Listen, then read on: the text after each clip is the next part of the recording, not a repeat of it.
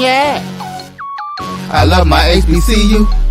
And boy, I love it, love it. I love it, love it. I love my HBCU. And man, I hope my team they won one. Yeah. I hope my team they won one. Yeah. Man, I hope my team they won one. I hope my team they won one. Yeah. I tune into the HBCU Sports Lab to see if my team won or lost. If they lost, I'm quiet as a mouse. But if they won, keep tab. I'ma do the dab, yeah. Dr. Cavil, he know what he be talking about. Mike and Charles, they know what they be talking about. They compress the analytic data with the hip hop. If you know them like I know them, they gon' tell you if your team, if they won or lost, and who the ball. So listen to Professor, yes sir, and pay attention, cause he gonna teach a lesson. This is Dr. Cavil with Inside the HBC Sports Lab. As you see, Mike and Charles are on assignment, or at least again. I'm gonna give me some rebate on some of my funds. I know that. At least I will say Charles got a little head start on his birthday. It must be nice when you don't have to work on your birthday.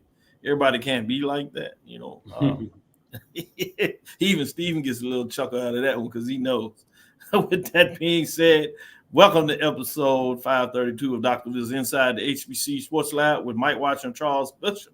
Radio show and podcast, a show that's covering the sporting HBCU dash for all things HBCU sports for institutions large and small, from the NEIA to the NCAA. We share insights and information on the HBCU sports culture, HBCU athletic aesthetics, to facilitate the story of HBCU athletic programs and the business of HBCU sports. In short, we just call it HBCU sports pedagogy. I'm your host, Dr. Kenyatta Cavil, along with my co-host for the show today, none other than A.D. Drew and Stephen J. Gaither. That is A.D. Drew, part of the BCS team. He's also one of the two that brings you great HBCU commentary on Sundays with Sports Rap. His sidekick, as you know, is none other than the two parts of those great to get it together. Then we got Stephen Gaither, founder, executive extraordinaire of HBCU Game Day, that came with a world win some decade plus ago. It really, in my opinion, changed the game to another level. Many of us are still trying to catch up. With that being said, I want to say I'm your host, Dr. Kenyatta Cavil. We're filming from our home studios and sitting a signal live to KSWA's 1230 AM studios with the Texas Radio Hall of Famer, that is multi-Hall of Famer Ralph Cooper, in a beautiful home at Texas Southern University from Houston, Texas. Shout out to Brian to make sure he gets some love. He did a great show with ONG Strike Zone yesterday, so I wanted to give him kudos for what they're getting done. Him and Kelvin, they had their batter up. Young lady, I don't remember her name, but she did a tremendous job in what she's doing with NIL. Angie. On another level. Appreciate it. Angie, shout out to Angie. She represented really well, so I like when folks step up and get it done. With that being said, going to you, AD, how you doing today? I'm doing fine, Dr. Cavil. I'm doing fine. We had those storms that came through earlier this week. Kids got one extra day of summer because school did not start on Monday like it was scheduled to. They had to wait until Tuesday. I don't think a lot of them were mad about that. But they did have new clothes. They couldn't put on their new clothes, new shoes. Tradition, or am I a little off? Oh no, Doc. That's still the thing. It is interesting. I wonder who had the hairdo set up for Monday, and how many of them got messed up between Monday and Tuesday. Because the one time you can guarantee fresh cuts, fresh hairdo is day one of school. So I hope nobody's hairdo got messed up in all the rain. Especially the females. Their hair get the dropping and all fizzing and all that stuff. But most of these kids now wear either dreads or braids or something along those lines. So I think all those hairdos stood up. But now, it's high school football actually kicks off in the state of Georgia this weekend. Got a lot of scrimmages going on. And then next weekend, some teams actually start playing for real next weekend here in the state of Georgia. So, high school football is always the prelude for college football, which is the prelude for professional football. I don't know what your cup of tea is, but I drink all the tea. I like all of them above. That's pretty good. That's pretty good. And you're right with those young men, particularly still getting those tight fades for the ones that do it. They got their haircut Friday to try to get an early set on the barbershop or got in there Saturday morning. Yeah, that extra day can kind of hurt you a little bit in terms of if you got some of the folks' hair grow back pretty quick. It's not just quite as tight as you would like it to be. Not as crisp. But, yeah, it's a good one. With that being said, Stephen Gaither, how you doing today? I'm doing well today, gentlemen. I appreciate you guys for letting me come on. I'm no Charles or Brian, but I'll do what I can, so I appreciate it. No problem. Let me hold the coin. Man, well, two sides of the coin. One sides of the coin. I don't know about you folks, man. I'll tell you, it's all right. And then he gonna ask me to make sure I cut him a good check for his studio appearance. But I know how it is these days. Sometimes people are living right.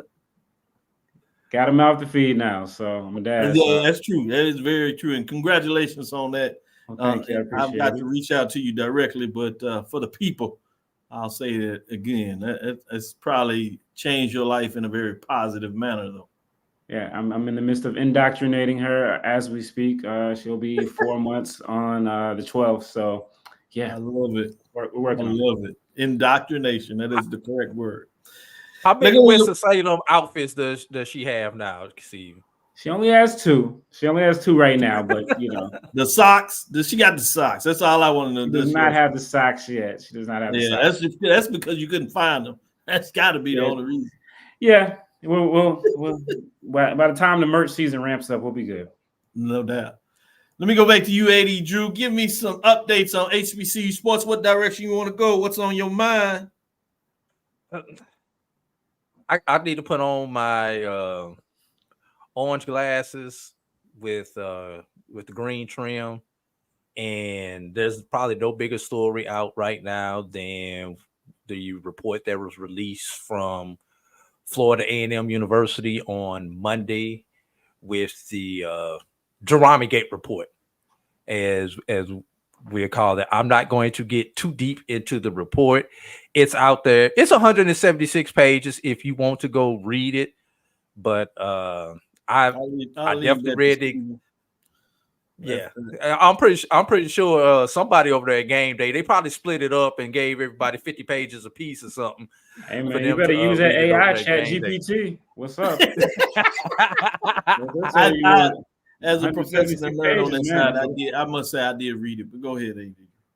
Yeah, but I just want to bring out one, since we talk about the business side of sports here on Inside the HBCU Sports Lab. And I text this to you the day when I got it, Dr. Cavil. There were two sentences in that whole report that stuck out to me like a sore thumb. And these are on page 4, which is part of the executive summary. And I'm going to read these verbatim. Finally, the concentration of multiple senior positions in a single individual diminishes organizational effectiveness and creates significant risk. Assigning multiple critical roles to one person results in a single point of failure and severely limits the necessary checks and balances within the leadership structure. Therefore, it is critical to separate these positions to enhance accountability and operational integrity. The reason I bring those two sentences out, Stephen and Dr. Cavil, is because what happened at Florida A&M, everybody beware.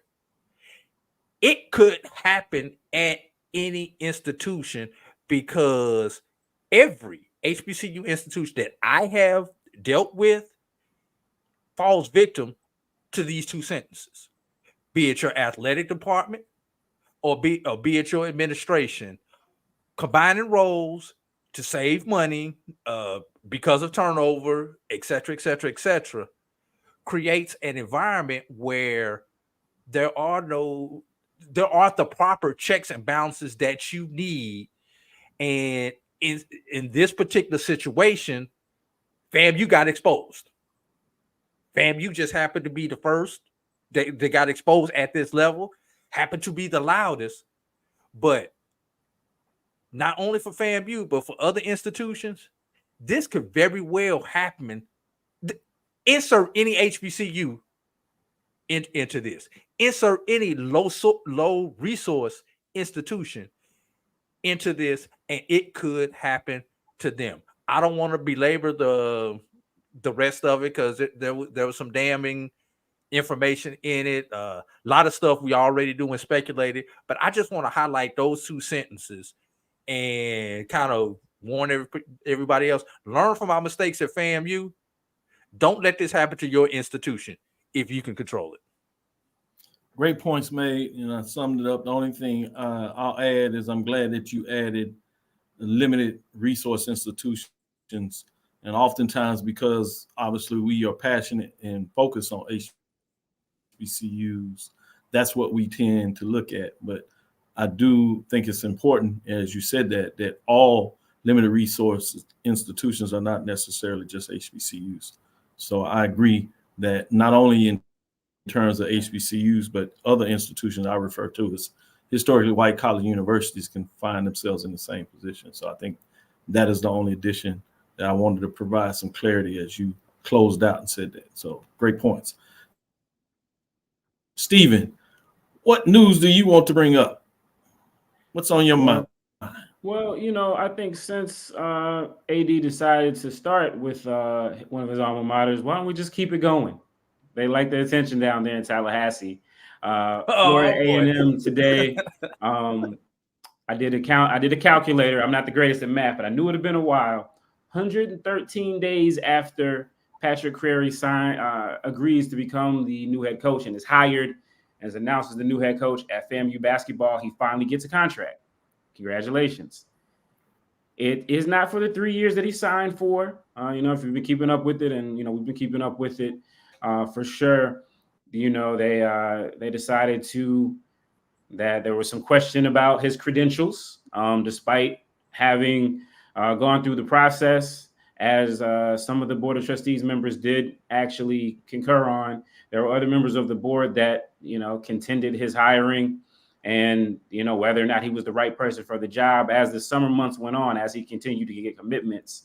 And finally, he has a contract, which is for now 1 year, according to the Tallahassee Democrat, from August 8th to August 8th of 2025. And so it's just really interesting. We ended last year with the Texas Southern BOT involving themselves and asserting themselves with the hiring of the head football coach there. And we thought, man, we've never seen anything from a board like this. And, hey, AD, I got to hand it to you, man. Your guys down there in Tallahassee said, hold my beer. We brag different. About to be undone. We brag different. We do everything different.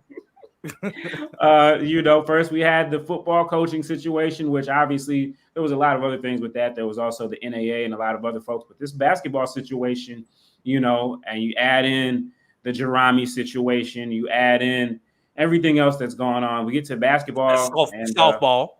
Go ahead and throw the softball coach in there. Softball coach leaving and everything else, and you get to basketball, and you're like, okay, they got their guy. They announce him. Everything looks like it's a formality, and somebody just took their ball and ran and just said no. And questioned his credentials. And so it's just been there are a lot of words to describe it, but it's definitely been one of a kind. And so now he has a year contract. They doubted him whether or not he was going to be able to coach because he coached 2 levels below, and that's their words, 2 levels below where they coach at the SWAC, even though the reigning SWAC champion coach, Dante Jackson, where did he coach at before he got to Grambling State? He coached at an NAIA school, Stillman College, and is coached at the Division II ranks as well. Again, this is a basketball program that has 17 consecutive losing seasons. They're paying a Division I basketball coach $150,000, and they refused to give him. They limit him to 1 year to try to see what he can do. So he has a lot of credentials, and he's obviously been hitting the transfer portal. He got Shakir O'Neal. He's got some other JUCO guys as well. So, he's going to get out and give it the old college heave-ho, but you really kind of hamstringing your program. So he has a 1-year deal. So it's going to be very interesting. This is going to be it's never not interesting, right, down there with FAMU, usually with the football, but now with the basketball as well. So it's going to be – they're making it for must-see football and basketball season for sure for both Coach Colsey as they kick off the MEAC SWAC and Coach Crary as he has 1 year to see if he can, make magic. Great synopsis on that, Stephen. And I'll just add this before we add one more comment and go to the break so we can get to the other side. It's going to be fascinating, as you said, to watch going forward. As us that have covered this kind of thing, Drew has actually coached on this side. Just for people who are clear, and I know most of our followers understand this if they hadn't heard it or know themselves, that at the Division I level, bringing in the coach, it is really, in this day and age, unheard of to provide a coach with a 1-year contract. Make sure we're clear on that. The financial money that you're offering at the Division I at $150 is Division II, not necessarily NAIA going money. rate, even at the not even the going rate, even for mid-major, certainly low major, if you want to use that framework. But it's important to understand for those that may not have followed that's what the going rate they had of their previous coaches at $150K at last coach for sure in the last couple of years. So it's the same amount, but it lets you know in terms of how they feel about it. What I'm intrigued about is playing this out. What does this look like in terms of who's going to make the decision moving forward? Obviously, the board has the ability to approve contracts on campus. That's no different any place that you go in terms of higher education, private or public. That shouldn't surprise anybody. But, who defines what is the record for him to be able to get an extension, or how do you define what extension looks like? How do you move forward? And so I'm intrigued when you start thinking about that, particularly the Division I schedule. And as we know with mid-major, low-major programs, oftentimes the first part of the basketball season is about playing money games, as they call it, revenue games where you get it on the road or in some tournaments and you get checks for that. It's a challenge to win those games regardless. And so you come into the season oftentimes with a losing record, and FAMU, along with other HBCU Division I programs or historically white programs at the mid-major, low-major level, often come into the season with losing records. And so some people would say you focus on the conference schedule. But even when you do that, what is going to be defined as a good first year? Finishing 500, finishing in the first quadrant of the SWAC with 12 teams, top 3, first half, or 2 quadrants, top 6, winning record in conference play, making the basketball tournament. What does that look like? Who's going to define that? Usually that's the VP of athletics. But in this case, that individual recommended 3 years. So the board wasn't comfortable with that. So to me, the real question is moving forward. How does this play out? What does this look like? And I'm not saying we got to answer that now. I don't think it's fair for us to really subjectively try to answer that now. But that's a huge question to me. What does that look like? And how does this involve as you try to recruit during the recruiting period moving forward? What does that look like? As you said, these players had already basically committed. But how do you get the next group to commit? And when does that process start for this current coach moving forward or the next coach? So that's the kind of binds that the board, even if they are questioning all this about it, that's what they're putting on the athletic program and specifically the basketball program on the men's side. So that's going to be fascinating to watch. As we talk about basketball, I wanted to get this out there. SWAC men's and women's basketball media day is set for September 19th and 20th. Last year was the first year that SWAC moved and did a mutual men's and women's media day where they all met in one location. It seems like they're moving forward with that. And last year was in Houston. This year There's a lot of things for the SWAC scenes to be doing. They're going to Atlanta. SWAC will host its annual meet and women's basketball media days on Thursday, September the 19th for women, Friday, September the 20th for men at 11 a.m. Central Standard Time. Both days are at Georgia International Convention Center located in Atlanta, which is Eastern Time. So that means at 10 o'clock. All SWAC head men's and women's basketball coaches and 2 student athletes, college athletes, as I like to say, from each team will be attendance to address the media regarding upcoming 2024 basketball season. The league will announce the 2024 men's and women's basketball preseason teams and the predicted order of finish at the events. Media one-on-one interviews and with head coaches, student athletes will begin at, again, 11 a.m. Central Standard Time. That's 10 o'clock Eastern on both days, and you'll get more information to come. Notice that said September. So as you talked about the 113 days about this certification, if you would, of what is now known as a 1 year, you're just a little more than a month away before you're going to have your media days to kind of let y'all know what this looks like in terms of where the basketball starts in basically October. Last one, I'd be remiss as an academician if I didn't talk about from a presidential level, obviously with which obviously starts with the AD when you talk about basketball, VP of athletics at FAMU or any other institution. It is the president or chancellor that sets the agenda and puts it to the board. Well, at Alabama State, President Ross is named new member of the NCAA Finance Committee, which is fascinating to me. SWAC has announced that Alabama State University President Dr. Quentin T. Ross Jr. has been selected as a member of the NCAA Division I Finance Committee. He also currently serves as the NCAA Division I Board of Directors and the NCAA Committee of Women Athletics. Ross will officially begin his term August 7, 2024. He has done a tremendous amount of job. He's the 15th president of Alabama State and has moved forward. His quote is saying, "I look forward to serving on the membership of the NCAA Division I Finance Committee," end quote. Said Dr. Ross, "The committee is a vital component of the overall NCAA structure and extremely honored to serve the NCAA membership in this capacity." We've talked about the finance part of this, particularly with this last, what I want to call it in terms of Division I numbers that have been shaken out in regards to the court case, House. So that's fascinating to see somebody that's kind of be in amongst that. And then you have him serving on the women's NCAA Committee of Women's Athletics, and it looks like that they're ready to move forward.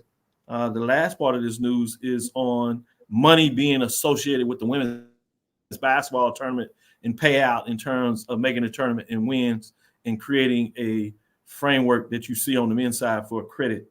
So that's fascinating to see what that looks like. With that, well over it, we're going to get into our first break, come back on the other side, and get into the next 7 at the mid-major on football countdown as we look at 14, if you would, through 8.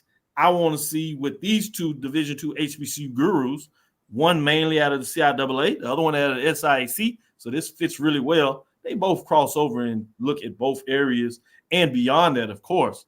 But you're talking about some gurus in this area, so there should be some good information about what they think of what the computers, my voters, and ultimately what I decided in this second segment of this top 21. Remember, in mid-majors is actually 28, so there's 7 that I just kind of left to the side. At the end of this, upon request from AD Drew, we'll tell you what those 7 were on the calculations, if you would. But we're in this second segment. Stick with us. We'll be right back after this break. Atlanta, Georgia. The HBCU football capital hosts the Cricket MEAC SWAC Challenge on August 24th. Florida A&M Rattlers, Norfolk State Spartans, SWAC versus MEAC. The rivalry is real. Come out to Center Park Stadium to see the returning HBCU national champions and 2 of the best HBCU bands in the land, the Marching 100 and the Spartan Legion. The day starts with a kickoff fan experience tailgate and concludes with a primetime matchup on ABC. For more information, visit MEACSWACChallenge.com. If you think all pads are exactly the same, think again. This is Always Ultra Thins reinvented with the Always Triple Protection System. This pad wicks gushes 90% faster, absorbs even more so you can feel dry, and locks odors in. Rethink your pad for up to 100% leak-free and odor-free comfort with the totally reinvented Always Ultra Thins. This is always like never before. The Cavil Group is a Florida-based marketing and training consulting firm. We help businesses communicate to their target audience and engage them in conversation. We also help to expand their audiences, which will ultimately result in growth for those organizations. In addition to being a certified constant contact specialist, my colleagues and I are also certified in John Maxwell Leadership Principles. We use these proven principles to conduct workshops, training, and private coaching sessions for individuals and companies looking to take things to the next level. Contact us to schedule a free consultation. Issues today, don't delay, call Cavil. Nope. Nope. Come on, him? Ooh, I like him.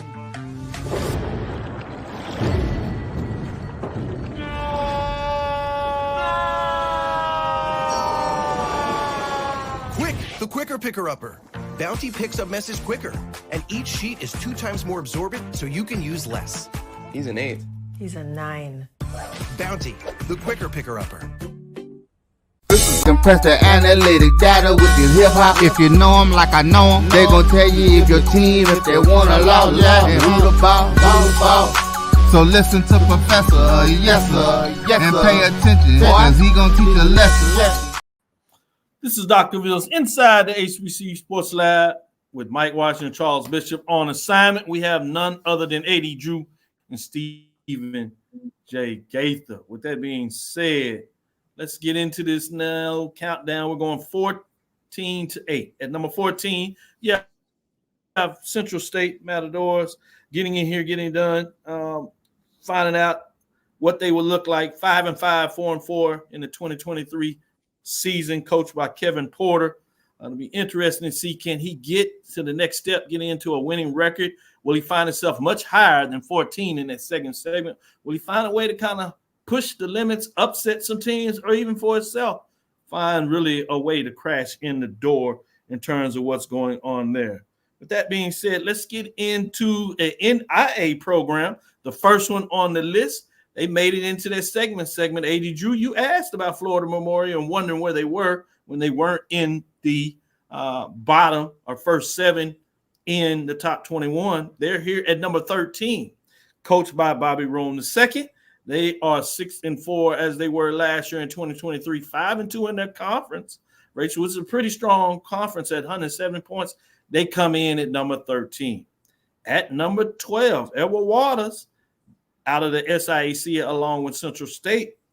Fascinating to see. Last year they had a big win late over Tuskegee. Yeah, that's A.D. Drew's Tuskegee. I had to push that in there. That Hail Mary that everybody really saw coming down. They were 6-4 in terms of overall, 5-3 in the SIAC, coached by Coach Morgan over there, finding his way back, ready to get it done. Obviously, love to talk about the president at Edward Waters, as he's a big fan. But bringing us to number 11. Number 11 on the list is Albany State. That is Gwen Gray, senior, if you would, coaching the Golden Rams. He's finished last season 6-5, 6-2 overall, played for a conference championship in terms of the new framework that is no longer done in division, which means you found 2 teams coming out of what in the past was the East Division of the conference of the SIAC. But now they take the top 2 records. You did have tiebreakers, and Golden Rams found a way out of that and played against Benedict. They got it done. So that is my first 4 in. This next 7, Central State Matadors, Florida Memorial Lions, Edward Water Tiger, Albany State Golden Rams. We're going to let the guest, Stephen, go first. What are your thoughts as we get into this 14-11 at the mid-major division of the football poll ranking for the preseason? Central State, I mean, their team, they did get I believe they did get a win. It was Central State that got the win over Mississippi Valley. Was that correct? Correct. correct. Correct. So they got to win over a Division I team in name. Kind of like they probably play tougher teams in the SIC. Mike play about Valley. Oh, wow. Okay. And that's no disrespect, but if you look at their budget overall as a school, that's true. That's about they probably play tougher teams in the SIC. Other than that, I mean, they're a middle of the road team in the SIC. Not really a lot to get excited about, and in my eyes. Florida Memorial, Edward Waters, very interesting. Obviously, 2 football programs in the state of Florida, the 2 non-division ones, and both of them have really come on strong. Of course, Florida Memorial didn't even have a football program prior to the pandemic. So just to see where they came last year, also with their band being the band of the year, in the Division II mid-major level, I think it's a great time to be at Florida Memorial and Edward Waters. I think both of those schools are on the come up. Again, FLOMO not even having a program a couple years back, now having one. Edward Waters being staunchly in Division II now, and the state of Florida is one of those places where everybody goes to get talent, but there's so much talent that now, as they're ascending, it seems like they're starting to get some of that talent, and seems like a fun place to play. Obviously, you said, Dr. Faison, he's a younger president, and I think he's got a lot of excitement about athletics, and I think that permeates into everything else that happens over there at Edward Waters. So I don't have any problems there with them. And then Albany State, they're probably going to say they're too low. They made it into the SIC championship last year, first year for Coach Quinn Gray. I remember, I think all of us were at SIC Media Day, and they picked Albany State to be number 2 in the league. And I think all of us were kind of like, yeah, really, this year? Do you see it? And, when the dust settled, they ended up being that number 2 team, getting a chance to play Benedict. And of course, it didn't go the way they wanted, but going to be very curious to see what things look like in year 2 for Coach Quinn Gray.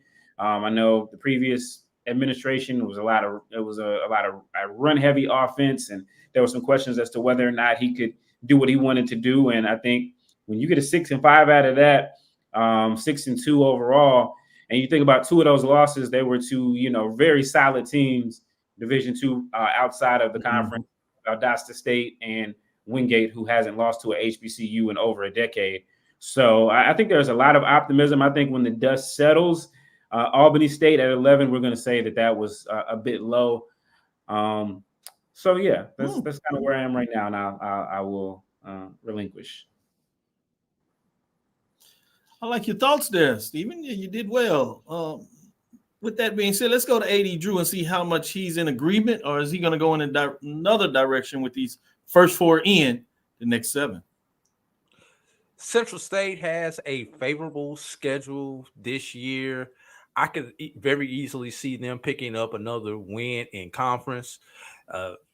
When you look at Central State, they won the 4 games that they were supposed to conference-wise, and then they lost to the 4 teams who you figured they would lose to, a Tuskegee, a Miles.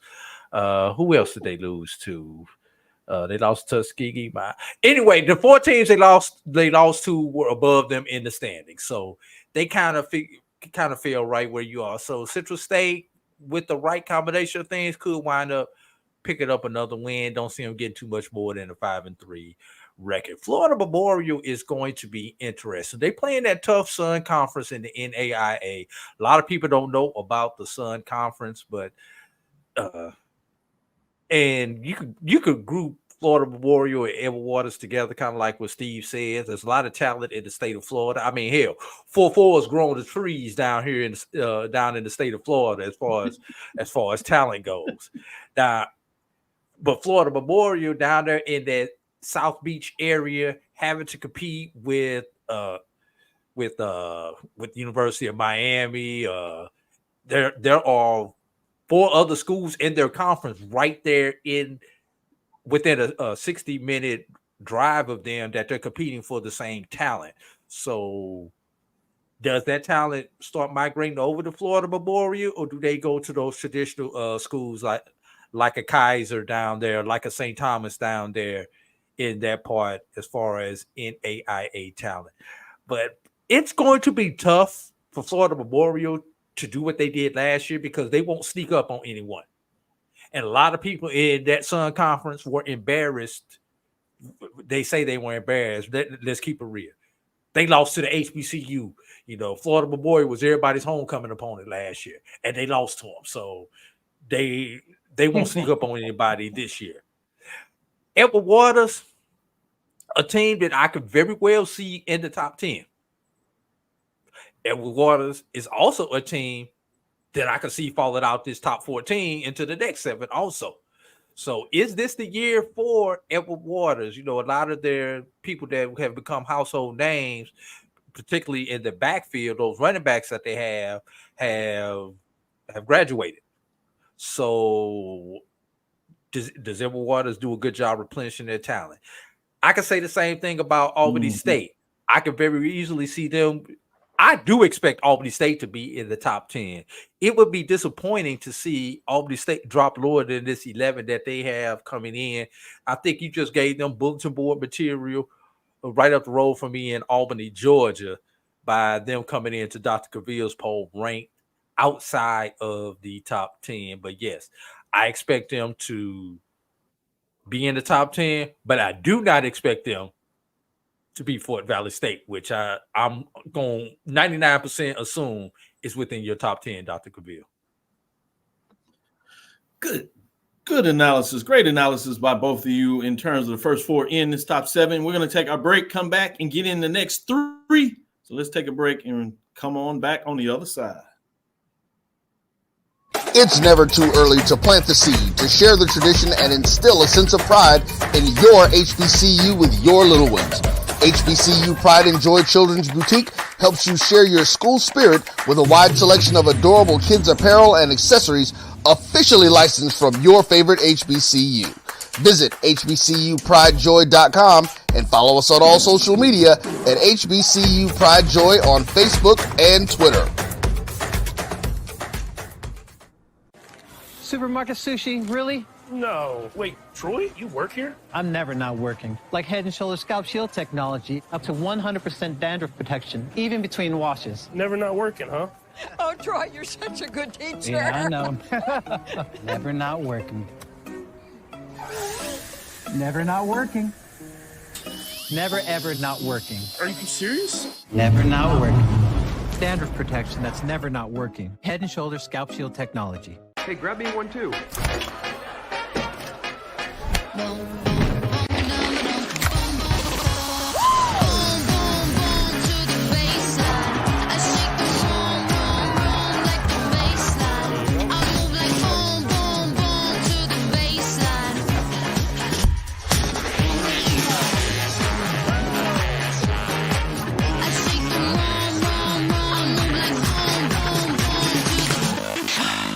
Charmin Ultra Soft has Live from Atlanta, Georgia, the HBCU football capital hosts the Cricket MEAC SWAC Challenge on August 24th. Defending HBCU national champion Florida A&M Rattlers versus the Norfolk State Spartans. For more information, visit MEACSWACChallenge.com.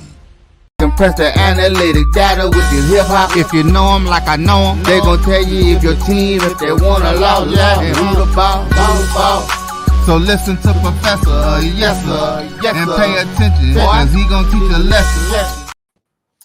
This is Dr. Ville with Inside the HBCU Sports Lab with none other than Stephen and A.D. Drew. Looks like A.D. Drew is trying to circle back in with a little bit of that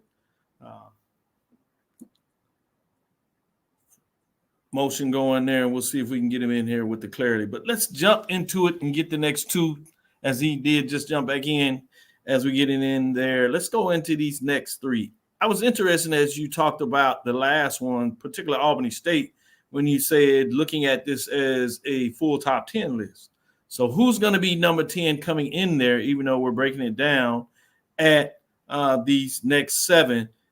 That first 10 in is Bowie State Bulldogs coming out of the CIAA, 6-4 last season, 5-3.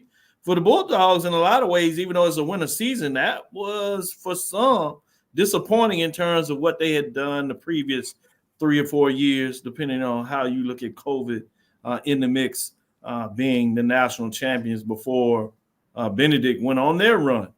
With that being said, They finished again at 6-4 overall and 5-3 in the race in 2023. In terms of them getting it done, it's fascinating to see where they go as they're led by Kyle Jackson, the head coach there. Let's go into number 9. Number 9 brings us our second NIA football program. The two that are out there are both in this second segment, and this one is Langston Lions.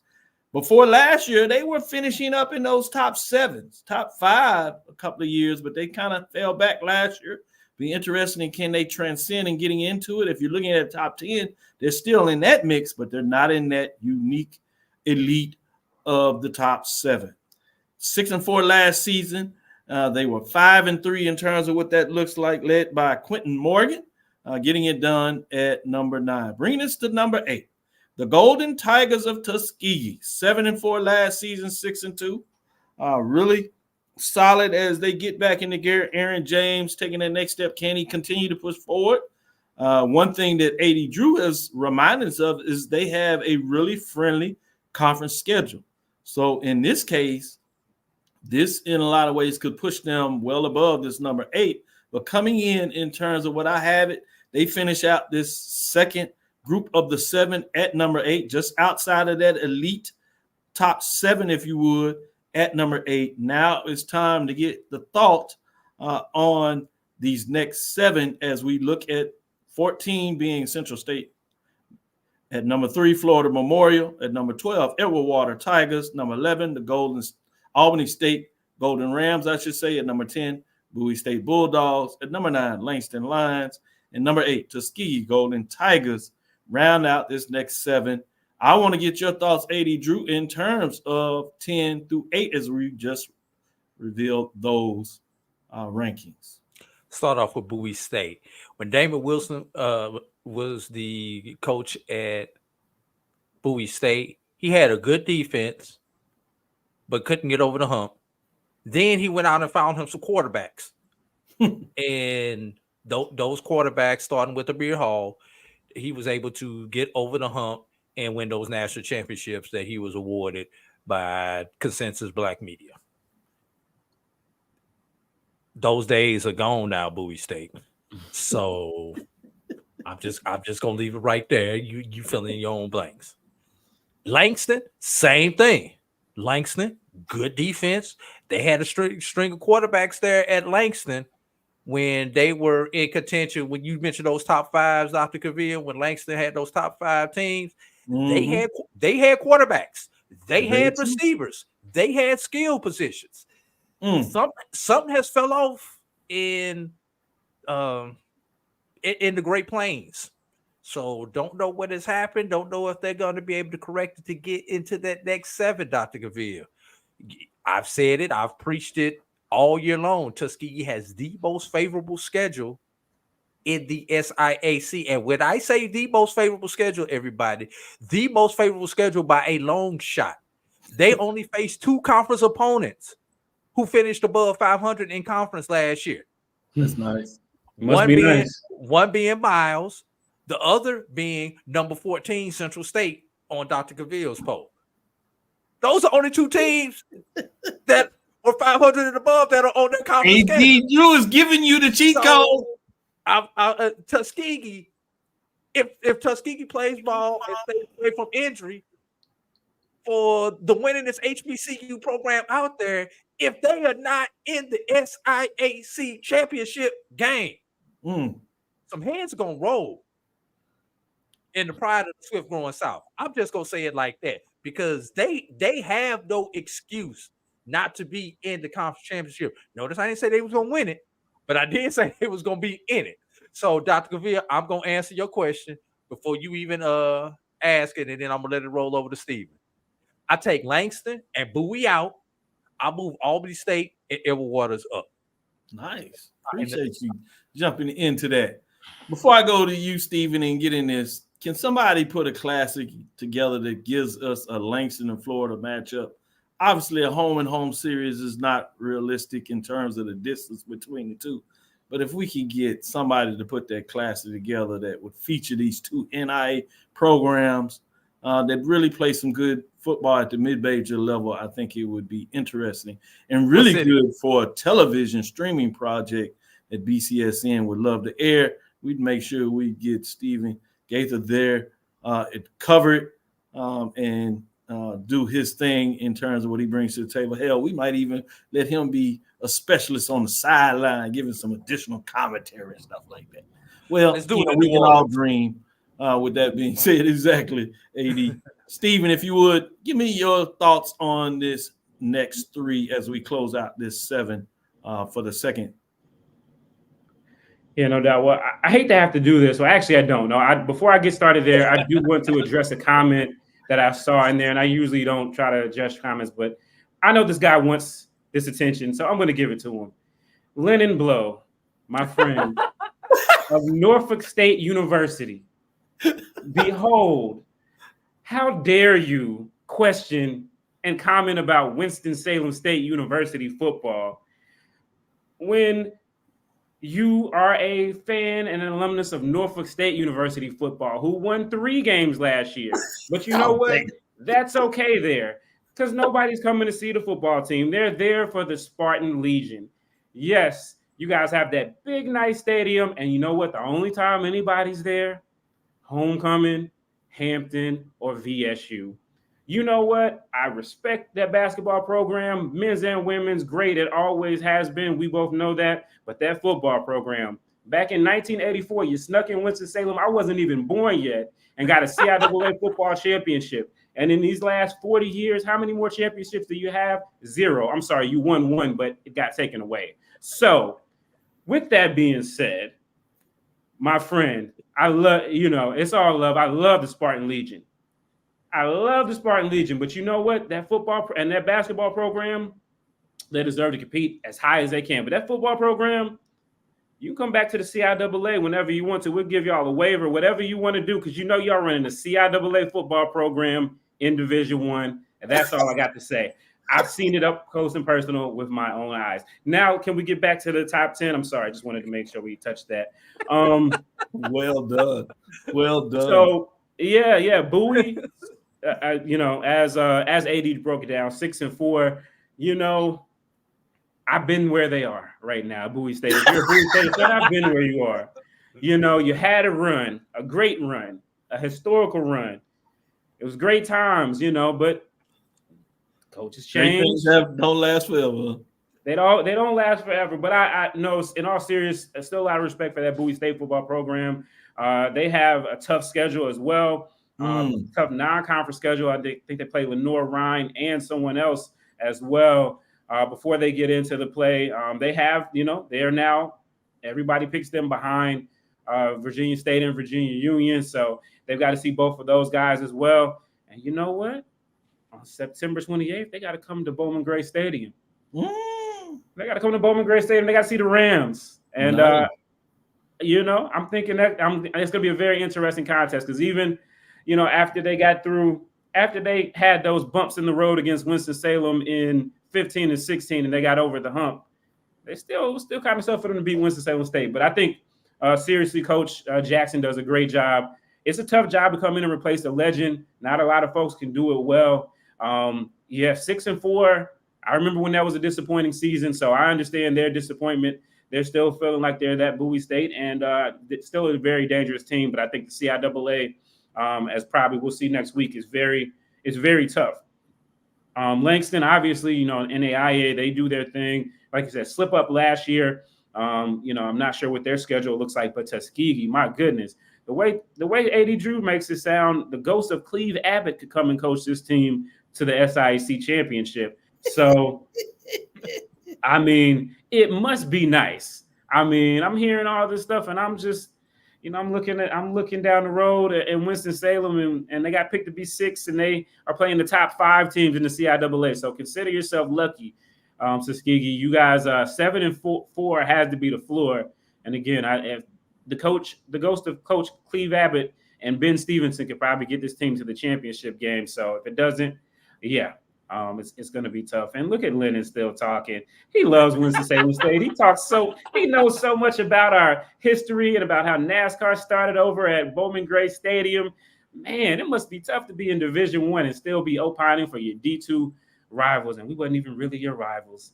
I love it. That's pretty good. Let me take this off the hook. Great analysis in terms of looking at the next 7. It's a little more challenging than what we broke down for the major division. When you only have the 21 teams and we've unveiled the first 14, you can certainly know the next 7. You don't know the order of them, but know the next 7. It's a little more challenging for the mid-major division when we hadn't released the bottom 7 of that 28. And so this next 7, you probably know who they are, don't know the order. Doc, I know who they ain't. You said that last week, and you were pretty much on the money. But don't steal my thunder. So I won't necessarily ask you in terms of that part of it, but I would ask you any of these 7. Putting your hat on, I think I know what direction Drew is going to go because he kind of gave a hint at it. But I will let him answer it anyway. And maybe you have one more. Out of these 7, which one at the end of the year will find themselves or has the ability to find themselves in the top 7? Obviously, y'all. I've screamed from the mountaintop. Tuskegee definitely should find themselves within the top 7. Tuskegee has no excuse not to find themselves in the top 7. And I could take the easy route and say Edward Waters and Albany State, but if I take both of them, that means I've got to pull not 1, not 2, but 3 teams who are currently in the top 7 out of the top 7 because you can't put one in without pulling one out. You know, that's my rule. Everybody quick to talk about who should be there, but they don't do the dirty work. Who goes? Exactly. But if there's one team that I think could, if not sneak in there, be in that number 8 position with a chance to get to the top 7 of those 2 teams that I mentioned, Albany State and Edward Waters, I got to go with Edward Waters because I think their schedule is a little more favorable than Albany State's schedule. Now, Edward Waters, y'all not gonna sneak up on Tuskegee again this year. We don't care. We don't care if we are coming to Jacksonville. You would not sneak up on Tuskegee again this year. Also, Edward Waters, you will not sneak up on Albany State again this year because that's one of those 2 that you have for Albany State. As a matter of fact, Dr. Cavil, now that I've opened my mouth and have thunk out loud, Albany State would be that other team that will sneak in, could possibly sneak in, because both Tuskegee and Albany State owe Edward Waters some get back, and I think they're gonna get it this year. For those that missed it last year, go ahead, Stephen. Give me your thoughts in terms of a team or 2 here that you think at the end of the year will find themselves in the top 7. I would have to say Albany State. I think they've got a lot of confidence from year 1 to year 2. You expect to see a leap, again, depending on, who left and who got back in. I think this offseason has probably been like, I probably have less of a clue in a lot of instances than ever before, just with the transfer portal and with all the new coaches. But I would say them and obviously Tuskegee. I mean, they basically got the yellow brick road painted to Atlanta for them with that schedule. So if they're not in the top 7, I don't know what to tell you. They got the lights coming too. Like, there's no reason for them. There's no reason for them not to be in the against Miles. What'd you say? And we're gonna turn the lights off on Miles because the first time they come on is against Miles, and they're gonna go and we're gonna turn the lights off at Miles. Nice. Yeah. With that being said, let me break it down just for those that missed it or catching up. 21 through 8. At number 21, Lane Dragons. At number out of the SIAC also is Savannah State Tigers. Out of the West Virginia Interclassic League is West Virginia State Yellow Jackets. At number 19 and number 18 is Livingston Blue Bears out of CIAA. bringing us to 17. Shaw Bears also out of the CIAA. At number 16, Kentucky State Thoroughbreds out of the SIAC. At number 15, Winston-Salem State Rams out of CIAA.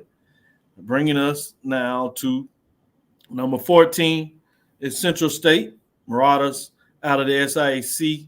At number 13, Florida Memorial Lions. And number 12, Everwater Tigers out of the SIAC. Albany State Golden Rams out of the SIAC. Number 10, Bowie State Bulldogs out of the CIAA. Langston Lions, the second NIA program in this top 21. And number 8, Tuskegee Golden Tigers close out the 14 in this top 21 SIAC. Next week, we'll reveal the final 7 in the mid-major poll rankings. We'll take our last break. We'll come back on the other side, have a quick segment, have a question to ask you all about classics. Stick with us. We'll be right back so we can have that HBCU classic discussion. Hey, grab me one too.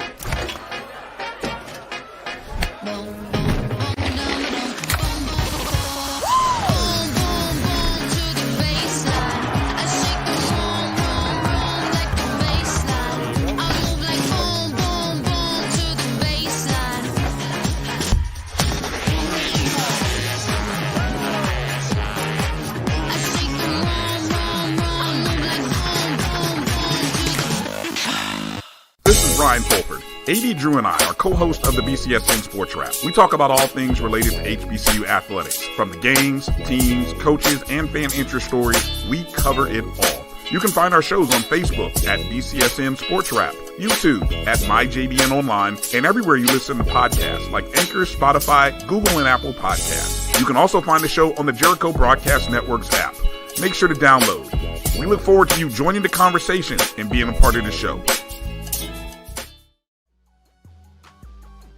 This is the Dean of the College of HBCU Sports, Kenyatta Cavil of Dr. Cavil's Inside the HBCU Sports Lab with Mike Washington and Charles Bishop. Come mix it up in the lab where the course lecture is in session every Tuesday from 6 o'clock p.m. Central Standard Time on Facebook Live, YouTube Spreaker, or the BCSN app. As we discuss all things about the HBCU sports culture, including exploring the week that was in the sporting HBCU diaspora, as well as the upcoming week of HBCU sports. With me, the Dean, the College of HBCU Sports, on Dr. Cavil's Inside the HBCU Sports Lab with Mike Washington and Charles Bishop. Course lecture dismissed. Choice Hotels is a family of... Live from Atlanta, Georgia, the HBCU football capital hosts the Cricket MEAC SWAC Challenge on August 24th. Defending HBCU national champion Florida A&M Rattlers versus the Norfolk State Spartans. For more information, visit MEACSWACChallenge.com. Compress the analytic data with your hip-hop. If you know them like I know them, they gon' tell you if your team, if they wanna lose, and who the ball. So listen to Professor, yes sir, and pay attention, cause he gon' teach a lesson. This is Dr. Cavil inside the HBCU Sports Lab. As we get ready for our last segment, we have none other than AD Drew and Stephen J. Gaither joining us today as we look at the HBCU classics. Bear with me. There's nearly 30 of these, so I'm going to list them out just to give you and our followers a list of what they are named. We'll talk about maybe a couple of them in terms of the games that feature. Obviously, as you know, we have matchups that feature FCS Division I HBCU programs, NCAA Division II programs, a couple of NIA programs in the mix. We have some games that feature crossover between the FCS Division I and Division II matchups at every level to open the season up, to close things out. We have these classics and challenges, as you know, across the board. Starting off as open things up, the MEAC SWAC Challenge, and that's August 24th. Then you have the John Merritt Classic, Black College Football Hall of Fame Classic, Orange Blossom Classic, the Red Tails Classic, Battle for Greater Baltimore, Lewis Cruz Classic, W.C. Gordon Classic, Southern Heritage Classic, HBCU NY Classic, Sunshine Showdown, Aggie Eagle Classic, Battle of the Real HU, Down East Viking Football Classic, Frederick Douglass Classic, Prince Hall Americanism Football Classic, Circle City Classic, State Fair Classic, Gulf Coast Challenge, Morehouse Tuskegee Classic, Magic City Classic, Port City Classic, AME Football Classic, Battle AUC, Football Fountain City Classic, I should say, Commemorative Classic, the Florida Classic, Turkey Day Classic, Bayou Classic. These classics come in all shapes, sizes, from the different styles, as I wrote a chapter on it. It breaks down the style of classics. You have your classics that are given by a promoter. You have classics that feature the two teams, administrators that go in that have their own classics. And then you have some of the newer type classics that are played on campus, where they're named after a famous coach or a big time leader in the athletic department of the HBCU. But the question I really wanted to get on that, of these classics, which one is your favorite classic? You can name one or two, even three if you have to. And I'm going to go with you, Stephen Gazer. Which are your favorite classics and why are they your favorite classic in terms of whether you have attended it, which I imagine you have to be able to say it's your favorite classic, or you might have another way that you determine your favorite classic. And if you do, please share with us. What are your thoughts in terms of your top 2 or 3 HBCU football classics? Yeah, well, I think for me, obviously the Bayou Classic is just its own spectacle. I've been able to go there a couple times, and both times I definitely enjoyed the experience. I mean, who doesn't like New Orleans? And, both times, there were pretty high stakes. The winner was going to the SWAC championship game. And so obviously, I mean, that is an institution, and just to be able to get there was great. But, there's a lot of Labor Day classics. There's something about a Labor Day classic. I've been to 2 of the 3. I've been to the one in Norfolk, where Norfolk and Virginia State take on each other, old CIAA rivalry, and I've also been to the Labor Day Classic over where Tuskegee takes on Alabama State, and I think those are fun. You have 2 schools that are in the same state. In this case, both of those classics are the 2 teams are on different levels. In the over in the case of Alabama State and Tuskegee, Tuskegee has had the upper hand despite the the change in divisions. Whereas over at the one over in Norfolk, Norfolk State literally came from Virginia State, Lennon Blow. Norfolk State is Virginia State is actually big state, and Norfolk State is a little state. And I know that division wise they like to debate that, but these are the facts. And there's another one that's not on there. I will mention really quickly because it was also mentioned in the chat. Yes. The Battle of I-40. And that is Winston-Salem State against those guys from East Greensboro, Nice. the win-win team from East Greensboro. So that game hasn't been played since 2010 when WSSU came in and beat North Carolina A&T. The Farm School does have the edge there. Overall, they were playing against teachers for a long time, but WSSU and A&T are actually going to have their game again. A lot of excitement about it. It should be a good time. I'm trying to decide whether or not I'm going to attend it as a fan or media. We'll see. It's really exciting. And yeah, so I think anytime you get those dynamics of in-state, Right. it kind of makes things interesting. So yeah. So a great analysis breakdown again, Stephen, and whether to throw in a couple of slugs as you went through that on various levels. And I'm glad you mentioned the Labor Day from the perspective, because I didn't really notice until you said it that they really didn't list the Labor Day classics for whatever reason. But with that being said, AD Drew, let me go to you and get your thoughts in terms of the same question regarding the classic.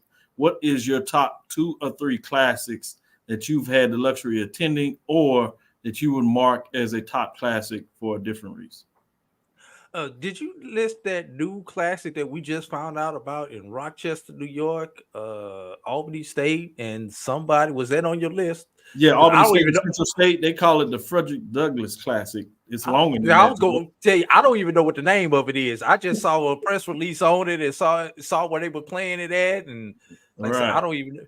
It made the list, even though the Labor Day Classic didn't make the list. It made the list. Yeah. which is part of the problem nowadays, because we don't know the name of half these classics anymore. You know, coming up, you knew about 3-4 classics. You knew about the Bayou. You knew about Turkey Day. You know, if you're in the Carolinas, obviously you had your Aggie Eagles and those type of classics. But now everybody wants to have a classic. You know, what's up with all these classics now? Everybody just want to have a football game, slap classic on it, think he gonna sell the extra 10,000 tickets. That's what it seems like we're getting to nowadays. And is a classic truly a classic if it's played on campus, Dr. Cavil? That's a debate for another podcast. I like but that. I'm gonna break it down a couple of ways. I'm gonna break down my favorite on-campus classic, which for me has to be the Turkey Day Classic. And when I say the Turkey Day Classic, I mean the Turkey Day Classic, the old school Turkey Day Classic before Tuskegee went and moved it to Labor Day because of the contract dispute, and which was after the 5-year hiatus. But the old school Turkey Day Classic in Crampton Bowl, that's one of my top classics. The classic has not been the same since Alabama State built their own campus. I will say that. Let's see, another classic, obviously the MEAC SWAC Challenge, because of the family reunion type atmosphere. You see everybody from all different HBCUs represent their HBCUs at the MEAC SWAC Challenge. So that's a good neutral site classic on the FCS level. One that I've been to on the D2 level, and I'm not gonna be a homer, so I'm not gonna give you another Tuskegee Classic, but I am gonna give you the Fountain City Classic in Columbus, Georgia, between Albany State and Fort Valley. I've gone to that one 3 times. Love the atmosphere there in AJ McClung Stadium. And by 2 bucket list classics, one of them I am deeply ashamed that I have not been to. Oh, that's my next question. Hold up. Okay. We're going to get into that. That was going to ask you, is that question. Bucket list. Give me a top classic or 2 that you would like to go to that you haven't been to. As you said inappropriately, basically your bucket list. I'm going to stick with you, Drew, since you were about to break it down. What were the 2 that you were going to announce? The one I'm ashamed that I haven't been to, because I have so many ties to both these institutions. I've had kids that I've coached played at both these institutions, or students that I've taught played at both these institutions. But when I was living in the state of Alabama, I was ingrained in Tuskegee, working at Tuskegee or for Tuskegee or whatever. I never had the opportunity to go to the Magic City because I always had something going on. Obviously, when I was coaching, that was right before we kicked off basketball season, so we really I couldn't afford to classic it like that. And the other one would be the Bayou. I've had the opportunity to go to the Bayou. Every time I try to get down to New Orleans for the Bayou, something falls through in my plan. So I have not gone to the Bayou. So those are the 2 on my bucket list that I have not gone to, that I would definitely love to go to. And if I got to throw a third in there, I just want to see the Aggie Eagle Classic. I heard a lot of trash talked about that one. I need to witness it for myself. They love each other. It's a big love fest. They love each other. I love the way Steven kind of ticked his head. It's like, yeah, that's okay. I've been there. There's other reasons. Great answer in terms of what that looks like. I'm gonna ask you the same question, Steven, but you've been to a lot of classics. Probably not all of them. You hadn't had that kind of luck, but because of your business in regards to traveling to cover these classics in the area you are, you have been to different ones in a lot of ways, maybe than AD Drew, but I think his diversity in terms of what he's been able to see at the classic level is pretty much up there. But if I ask you like this, and I couldn't do this for AD Drew because he'd be in his own pocketbooks, but if BCSN is giving you a paid expense voucher, what are your bucket lists for a classic 2 or 3? since we got all this money, since you won't He share got that your game day coins, money over there. He don't need to be we're gonna share money. ours, at least imaginary. What are your bucket list three that you talking about? Well, actually, believe it or not, I've never been to the Magic City Classic. So never been to the Magic City Classic. A lot of times, you know, it's homecoming season here in North Carolina since we have so many HBCUs. Like October, it's at least one or two homecomings every week. So a lot of times I just never made it, but hopefully I'll change that at some point soon, maybe this year. I would say, let me see other ones that I haven't gone to that I would like to go. Oh yeah, just heard the Florida Classic. I've never been to the Florida Classic. For a while, the North Carolina Central and North Carolina A&T were playing on the same weekend, and it was kind of hard to skip that one at that point in time for this one. So I think those are a couple of them that I would like to. I think one that not a lot of people have been to, but I think when people should check out is at the end of the season. It might actually mean something since both these schools have decided to become players in football now. Johnson C. Smith and Livingstone College. You know, they play the commemorative classic, which is the first HBCU game. You know, they play that during the CIAA rivalry week, which is really tough because it's so many other games. But you know, people seem to think that Johnson C. Smith has suddenly discovered football again, so for the first time, and Livingstone. So it'll be interesting. But they got a trophy and they talk a lot of junk. And I know last year they raised some money for the schools and everything. So I think that's one that I've been to, but I think people should have on their radar as well if you're in North Carolina. But it's tough. It's tough that time of the year, man. It's you know, an abundance of wealth there. So I really like the way this went. So if you can, Stephen Gaither, kind of pencils in for next Thursday. We'll see if we can put our coins together to bring you back for a second segment, because I do want to ask this question in regards to your favorite rivalry matchups. So maybe we'll save that for the next show as we unveil our final seven. Get your thoughts on that if you're able to pencil this to bring you in. AD Drew, it means I got to find space to get on your radar to make sure that you lock us in for next week too, that this really went well, particularly with the expertise you all both have at the Division II level. It was taken to the level. So I want to say I appreciate the work that you do to make sure that when we talk about HBCUs, that we are encompassing of what that looks like and not just doing our cheat code at the FCS Division I level between the MEAC and SWAC. So serious kudos in terms of bringing it down. We personally like to try to make sure we do it on the show, but when we can bring in a little more expertise, it's always good. And shout out to all our fans that continue to support us and look and listen to us. With that being said, we're going to close it down. Thank you for listening to Inside the HBCU Sports Lab. Make sure you share our podcast with your friends and colleagues. I am Dr. Kenyatta, Cavil, the Dean of HBCU Sports, coming from inside the lab in the College of HBCU Sports with Mike Watson and Charles Bishop. We hope you enjoyed. Obviously, a great shout out from AD Drew right here with Sports Rap with Brian and AD Drew. Check them out on Sunday, as they like to give you the breakdown that evening. That is 5 to 7. Sometimes they stretch it out a little bit, and we'll roll into that third hour. I shouldn't say sometimes, a lot of times, but it's a great. I can't tell you when we haven't gone that third hour. Exactly. It's a great listen to kind of close out your week or open it up, depending on what way you like to look at it at 5 o'clock, particularly not outside of the fall football season, because we don't have anything in the morning. We'll be bringing that back in a couple of weeks to make sure that you got a full day of talking about what happened on Saturday after you read HBCU Game Day for all their great update notes. We come on here and discuss it and tell you what our thoughts are. So look forward to that coming back as we debut that after the first full weekend of HBCU football game. I want to also give a shout out to Stephen Gaither, giving us his time in terms of HBCU Game Day. The work that he does is extraordinary. AD Drew, you want to get some stuff in there before we close it up?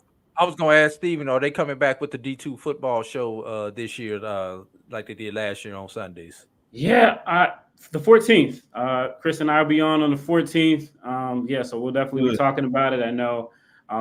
Really looking forward to it. Gives you guys some more insight and some more quotables, some bulletin board attention And I know you guys saw what they did down there with Simone and Sly and Jamie down in the SIAC. So yeah, we're gonna make sure you got your guys covered on every level. But yeah, we're gonna be bringing it back, and it's gonna be fun. So I'm looking forward to it.